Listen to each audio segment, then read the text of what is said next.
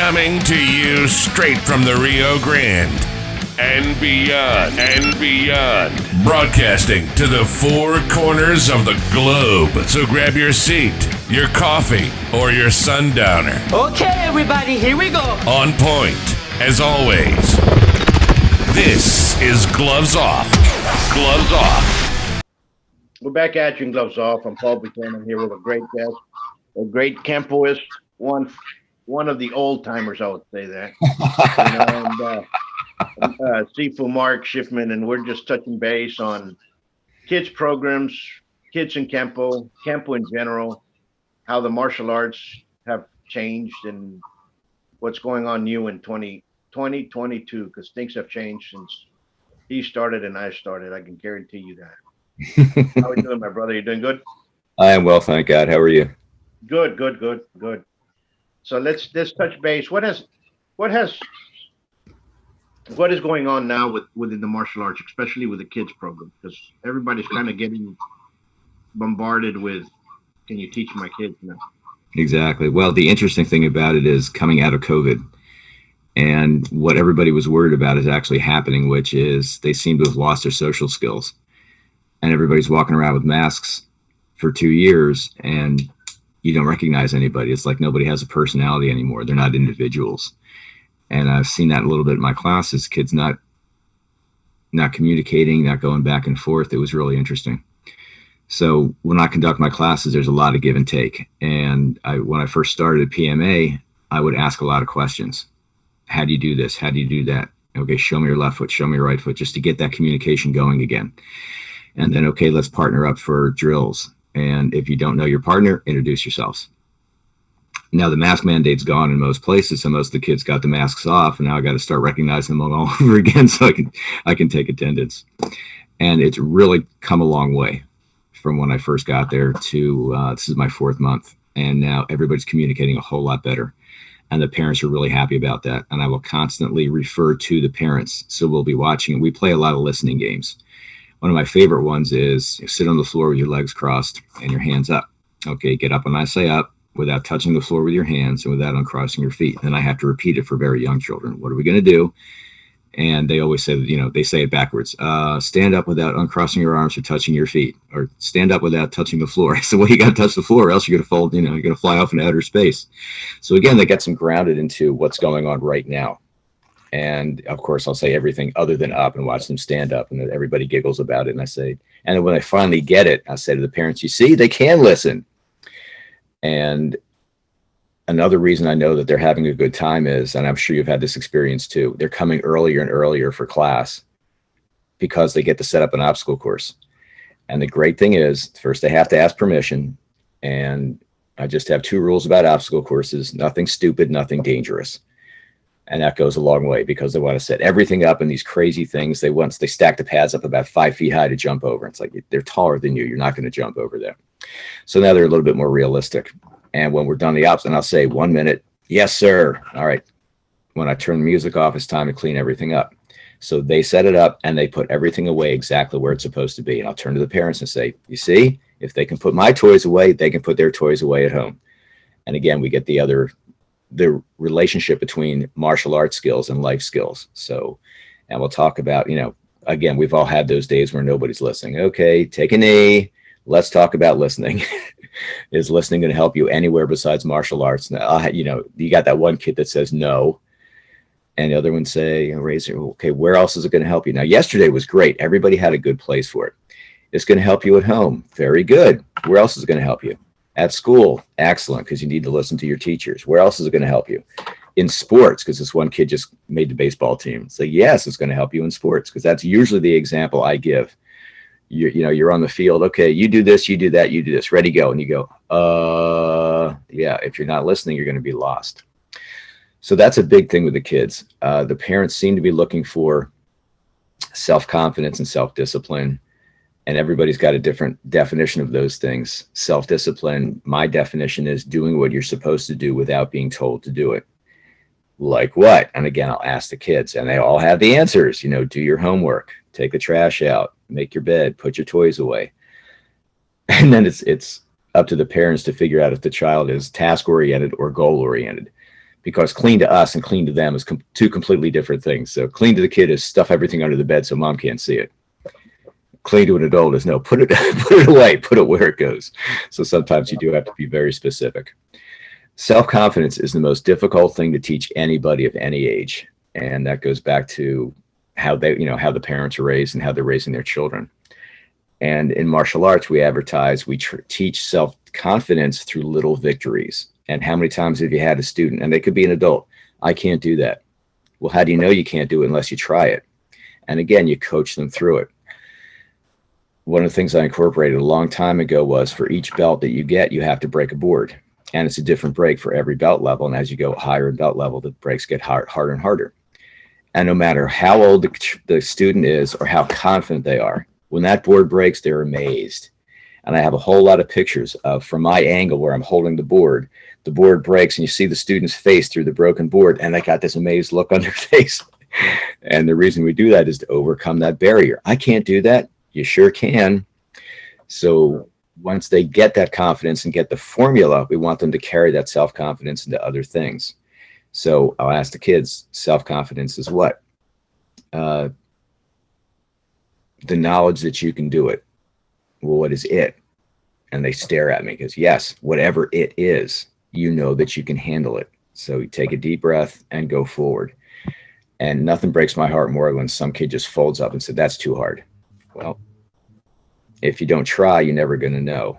And I use, people learn 3 different ways: audio, visual, and kinesthetic.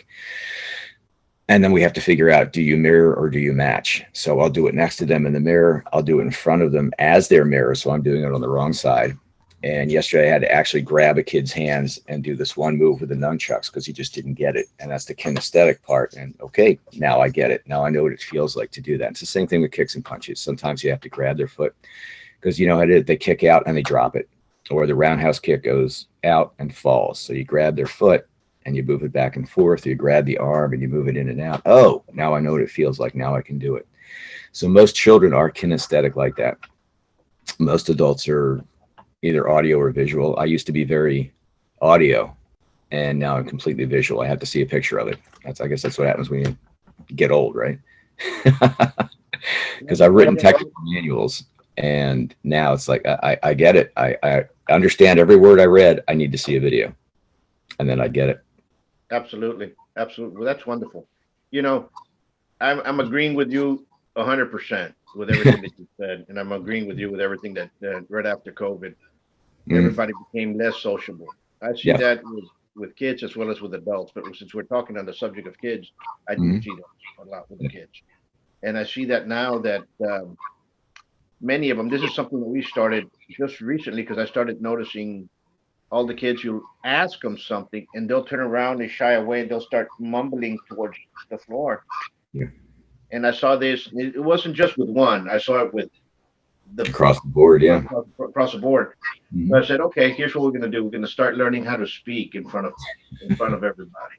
And they're all, and I got some little guys, but most of them are 9, 10, 11, 12 years old, so they're that bright.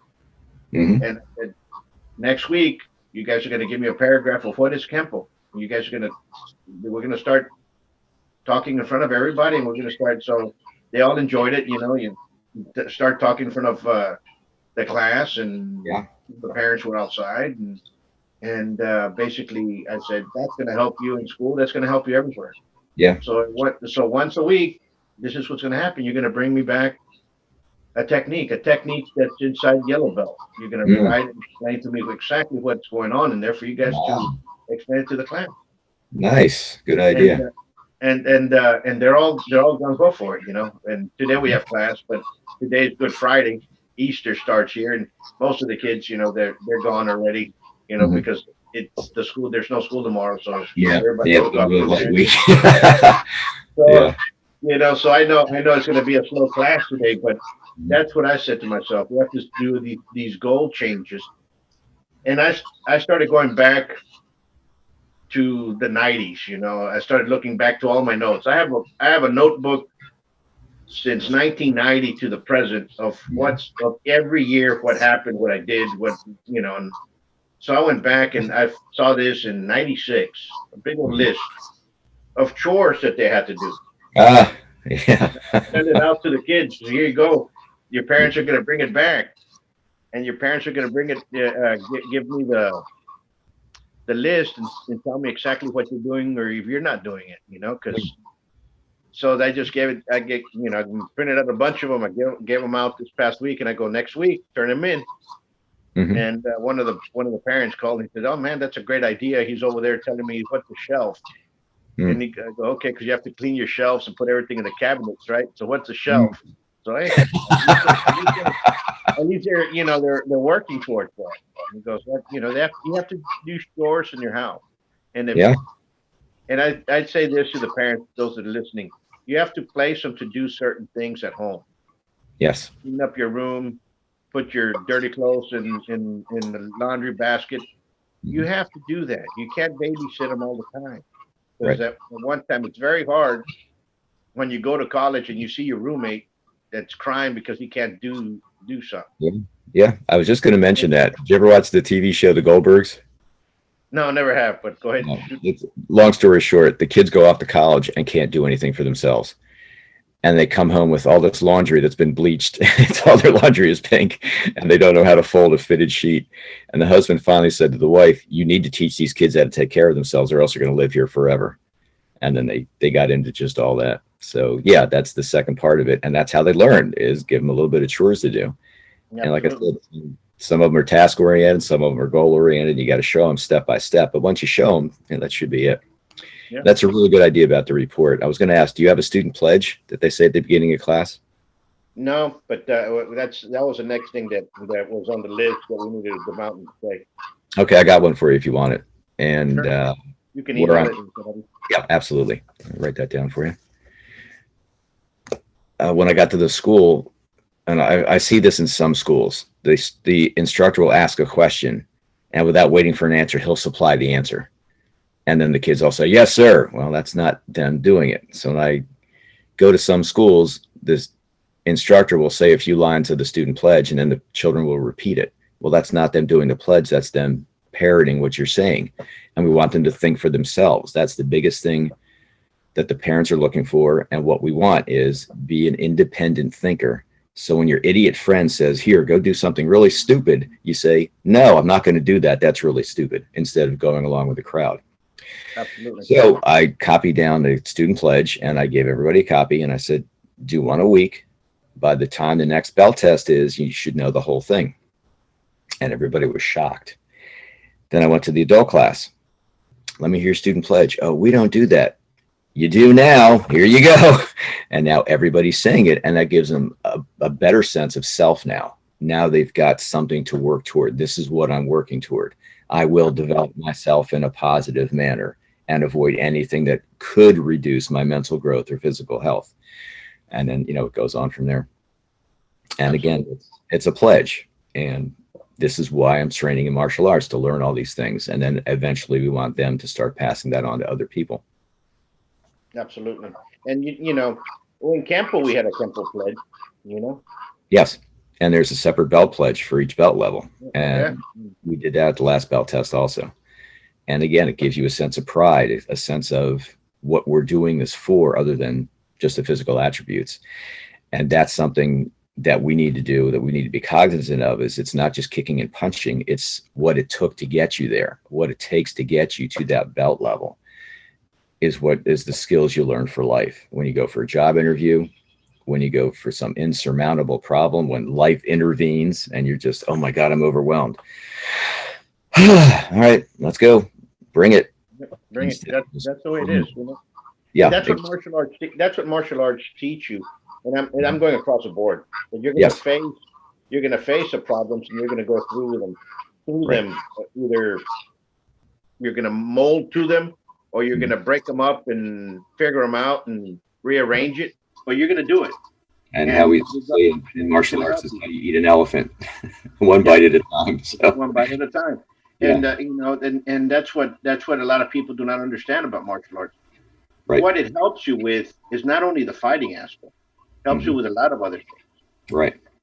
And that those benefits are the ones that are in there. Because I was talking to a dear friend friend of mine and was my sparring partner, who was one of the ones that went to Thailand and lived in Thailand back in the 80s. You know? Wow. His name's Jason Webster. We're talking. He goes, Paul, you did the same thing. You left to France. We did the same thing. I went over there. We were sparring partners when I was going for the world title back in '93. You know, Mm. and he says, "Do you know the percentage of boxers that become world champions? Hmm. It's 1/1000th." Yeah. And Just like I kind of said to myself, you know that you're right. Yeah. Not even a percent. Hmm. 1/1000th of a percent. Yeah. So when you become world champion, depends on the level. It might change in different arts, but it's still not 1%. Yep. So when we're expecting, you know, a lot of martial artists and instructors, they see kids and they see adults and they say that's going to be the next world champion. The percentage, the odds are against you. Right. Number one, how about let's make them great citizens of society? Hmm. Because that percentage is up there. You know, that's a percentage that we can attain to. Yes, and take it one step at a time. Get your next belt. And again, we had that discussion with the children: short-term goals and long-term goals. What's your short-term goal? I got a math test tomorrow. Great. And what's next month? Belt testing. Oh yeah, it's belt testing. And what about next year? Anybody want to get their driver's license? Anybody want to go to college? Anybody want to get married? So you start building those tiers. And in there somewhere is, yes, we want you to be a positive, contributing member of society. And that's why we're going through all this stuff. Absolutely. I couldn't agree with you more. That's different. And what would you say for a parent that's looking to place their child in the martial arts? What kind of school should they look for? First, go and watch a class and just say, I just want to watch a class, and sit back and see where they're coming from. Ask them what their mission statement is. What are the qualifications of the instructor? And watch the class. Are they keeping with your values? Are they teaching what you want your child to teach? Again, other than kicking and punching, which is in every martial arts studio. Do they have a philosophy? What is it? Does it agree with your value system?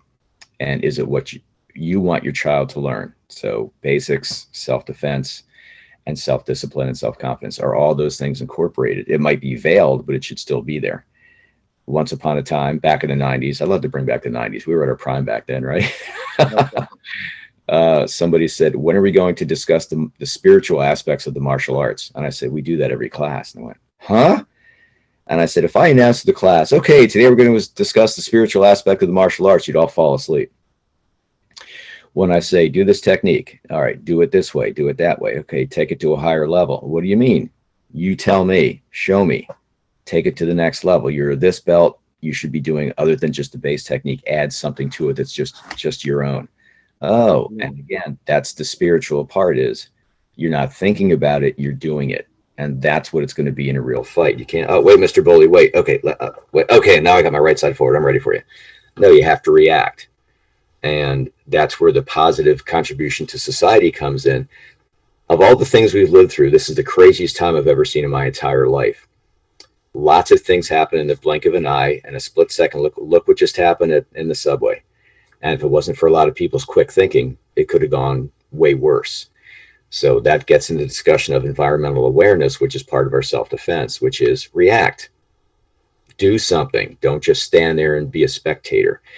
And I give this lecture every now and then to the children, but especially to the adults. And this is in one of our pledges. As a trained martial artist, it is your responsibility to protect other people.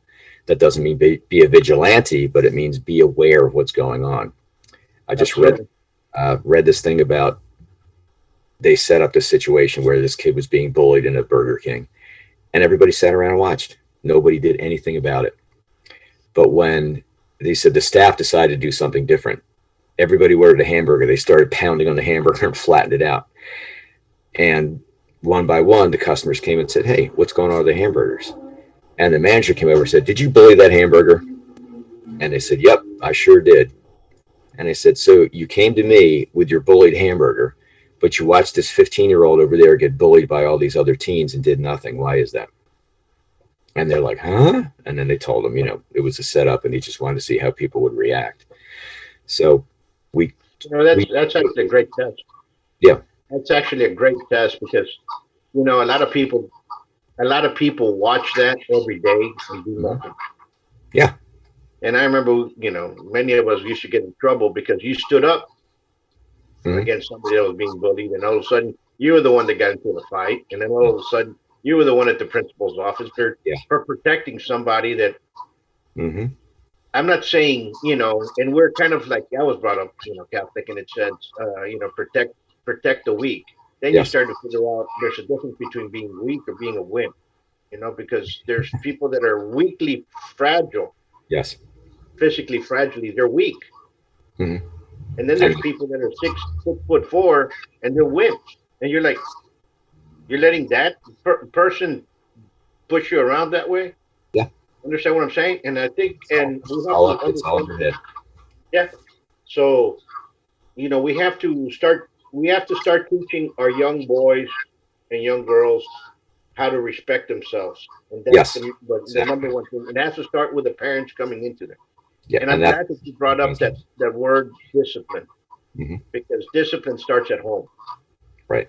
And there's a difference between discipline and self-discipline. And the word discipline comes from the word disciple, which means teacher. Right.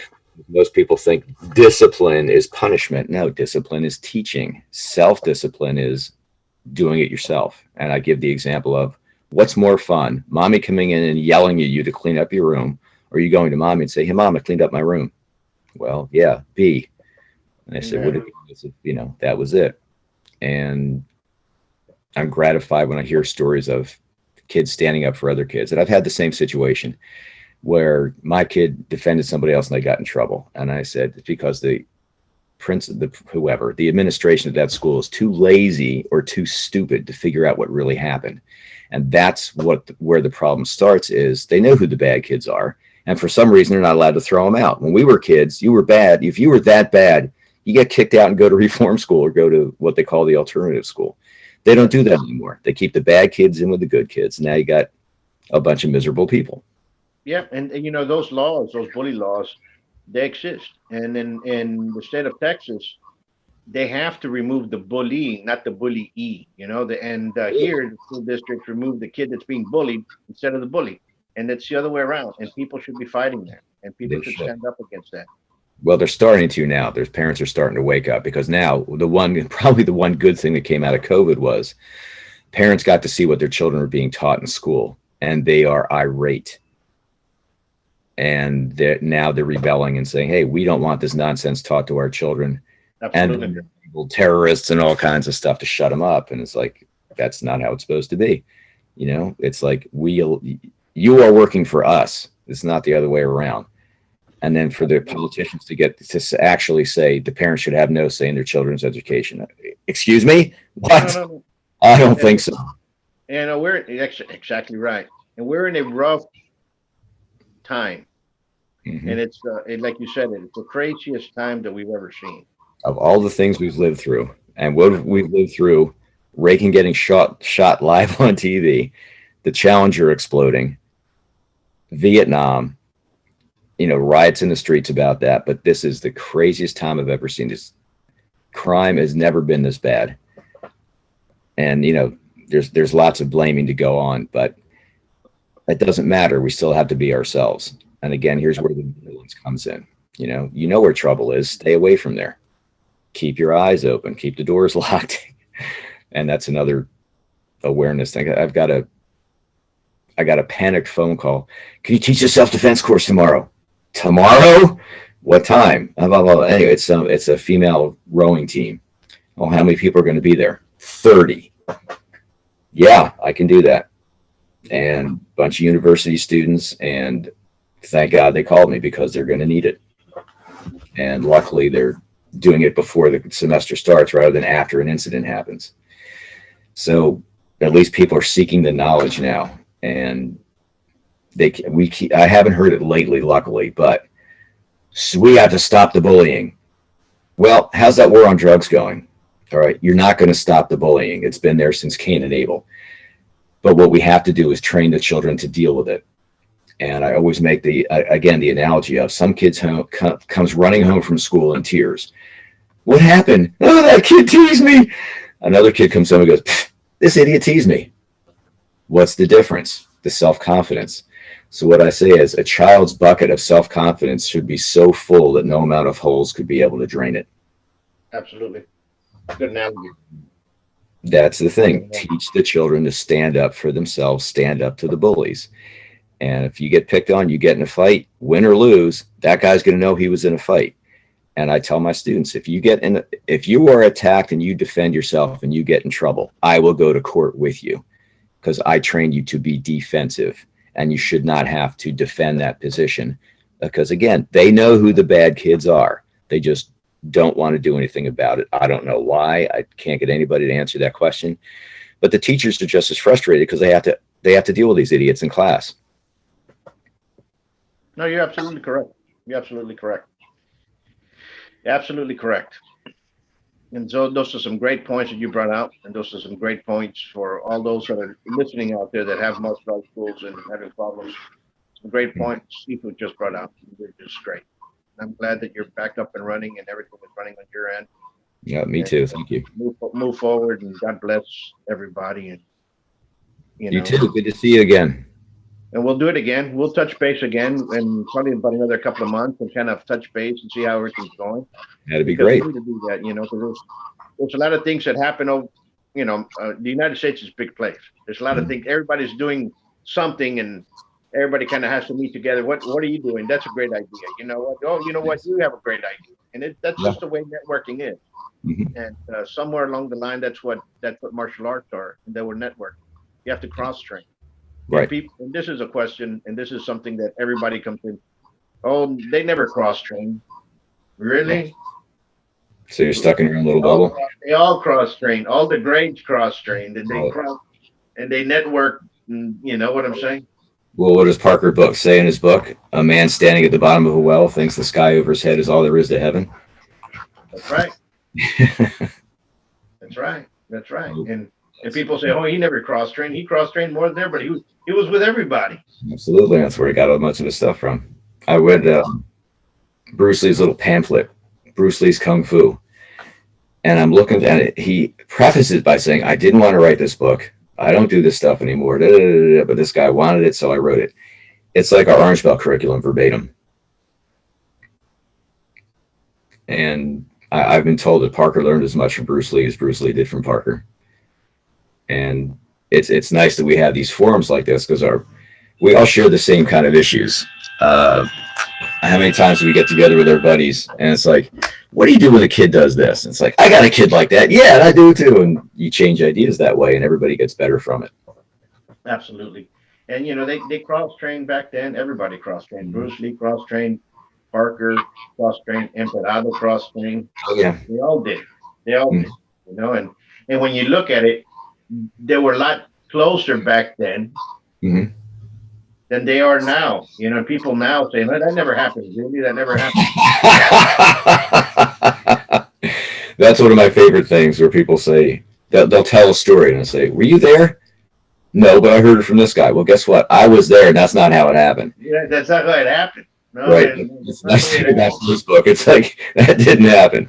Nice try, but it happened this way. Oh, yeah. And I've had people, this happened like this. No, it did not, because I have it on video. And that's a nice thing about it. Oh, yeah, you're right. This is how it should go.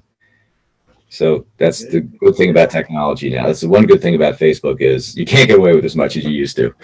And people are there to call you out on it, which is what we need. It keeps you humble. And there's a lot of things that back then, there's a lot of martial arts that weren't as common back then as they are now. Mm-hmm.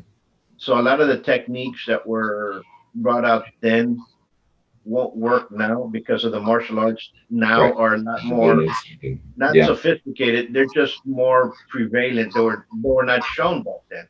Right. I guarantee you that if they were shown, some of the techniques would not be what they are then. Understand what I'm saying? Yes. So people, you have to understand that this is an evolution. Right. Kenpo, Savat, they've always evolving. It's an evolving math because fighters change. And that's what Kenpo was designed for. It was specifically designed for American street combat. It was a modern version based on the needs of what's going on in America. So The philosophy of fighting here is a whole lot different than the philosophy of fighting in Europe and South America and Africa. The philosophies change in Yes. Asia. It changes. And our street mentality is we're going to take your head off and we're going to pummel you through the face and your That's mom's not going to recognize you. And people say, no, it's not. No, that it is. If you rough and tumble in the street, I guarantee you that's what's going to happen to you. Yeah. If you come from the street and you've been in the street, if you've never fought in the street and you're teaching martial arts in today's society, you're doing people a harm unless you're going to do only tournaments. Right.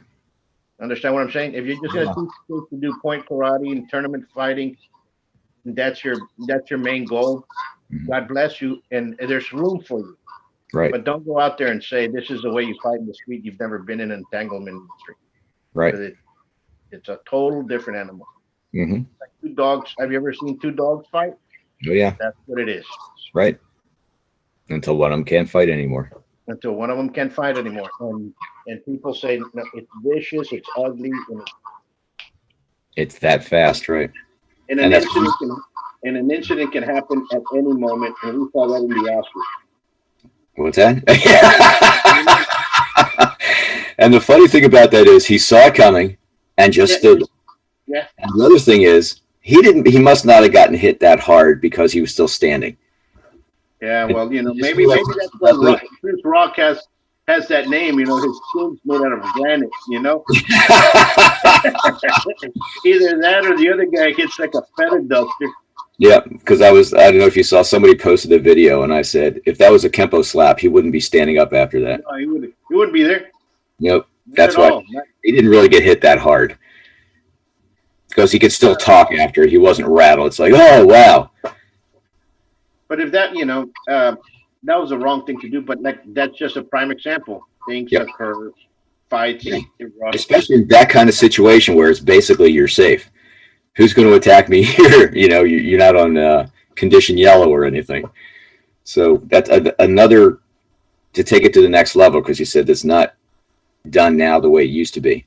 A lot of times, and I still see this. Okay, here's my attack. Ready? Okay, here, I'm going to punch you now. Ready? Here's my attack. Okay, do your technique, and I'm just going to stand here and do nothing. So the stuff I'm teaching now for PMA is a lot of Krav, which is a lot of pulling them in and then pummeling them. And I said, as soon as they pull you in and do that first move, the fight is on. Don't just stand there.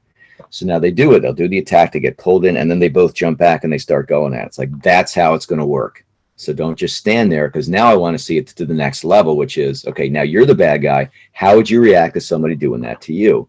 Now they got to start thinking, well, he's throwing a punch. I better get out of the way or block it. And the kids have a really good time doing that too. And I say, oh, Rock'em Sock'em Robots, here we go.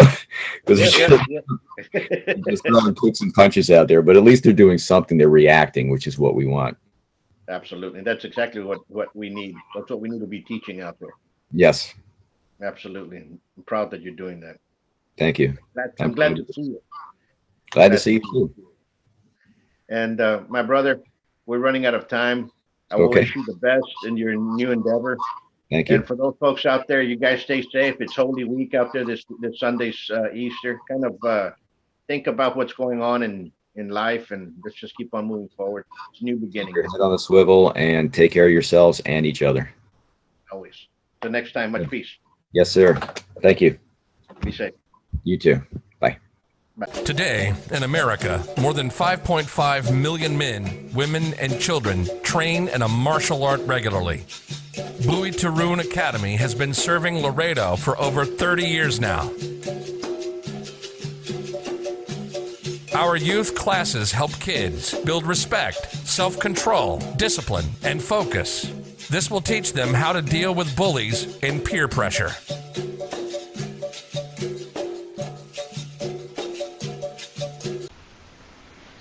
Hello, my name is Sandra Gonzalez and I'm Alessandro Chacon.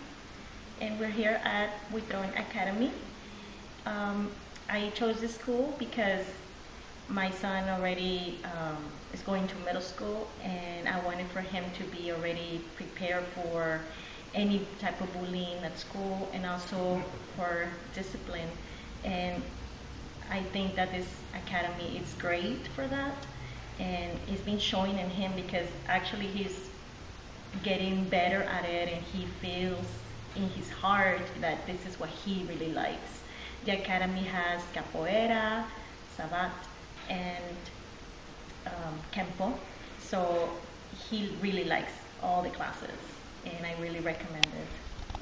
It's been great. Buitrón Academy.